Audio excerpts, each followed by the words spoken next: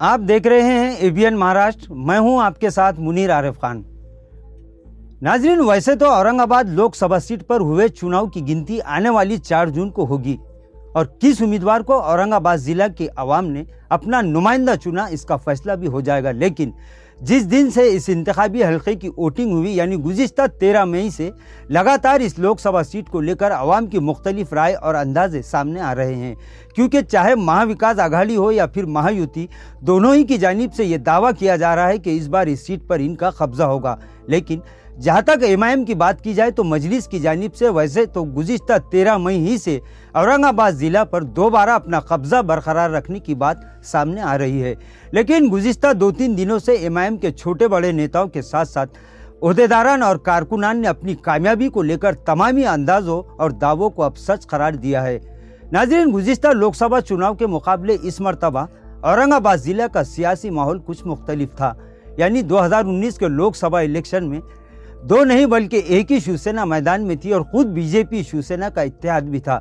इसी तरह गुज़िश्ता चुनाव में कांग्रेस एनसीपी इत्तेहाद की जानिब से सुभाष झामल ने भी अपनी किस्मत आजमाई थी, लेकिन किस्मत ने इनका साथ नहीं दिया। शिवसेना बीजेपी इत्तेहाद के बावजूद शिवसेना उम्मीदवार को शिकस्त हुई और मजलिस ने औरंगाबाद जिले के सियासी मैदान में अपना झंडा गाड़ दिया। और 2019 के इंतखाबी नताइज के बाद तमामी सियासी पार्टियों और उम्मीदवारों ने यह बात कबूल की थी कि मजलिस की कामयाबी के लिए सबसे बड़ा सियासी गेम हर्षवर्धन जाधव ने फिट किया था। इस मरतबा मजलिस की जानिब से यह दावा किया जा रहा है कि 100% मुस्लिम वोटों के साथ साथ मजलिस उम्मीदवार को दलित और मराठा वोट भी बड़ी तादाद में मिले हैं। वहीं मजलिस को सबसे ज्यादा उम्मीद आदर्श घोटाले के मुतासिरीन यानी आदर्श खातेदारों से भी लगी हुई है। ये दावा भी किया जा रहा है कि आदर्श के तकरीबन तमामी खातेदारों ने इस मरतबा एमआईएम उम्मीदवार के हक में अपना वोट किया है। इसी तरह रिजर्वेशन के मुद्दे पर पूरे महाराष्ट्र की सियासत को हिलाने वाले मनोज जरांगे पाटिल की एमआईएम को मुकम्मल तायद और हिमायत की बात भी कही जा रही है। और एमआईएम की जानिब से यह अंदाज़ा भी लगाया जा रहा है कि मराठा समाज ने भी बड़ी तादाद में मजलिस के हक में रायदही की।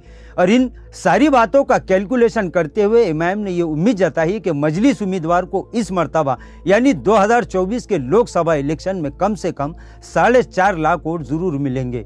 मजलिस की जानिब से किए गए 4.5 लाख वोटों के दावे के बाद महाविकास आघाड़ी और महायुति की जानिब से इसे सिरे से मुस्तरद भी किया जा रहा है और अपनी जीत की बात की जा रही है। लेकिन मजलिस की जानिब से मुस्लिम समाज के साथ साथ दीगर समाजों के वोटों के ताल्लुक से किए गए दावे के बाद ये बात तो खुद मजलिस भी कबूल कर चुकी है कि मजलिस उम्मीदवार की कामयाबी का सारा दारोमदार मुस्लिम वोटों के साथ साथ दलित, मराठा और आदर्श खातेदारों पर है।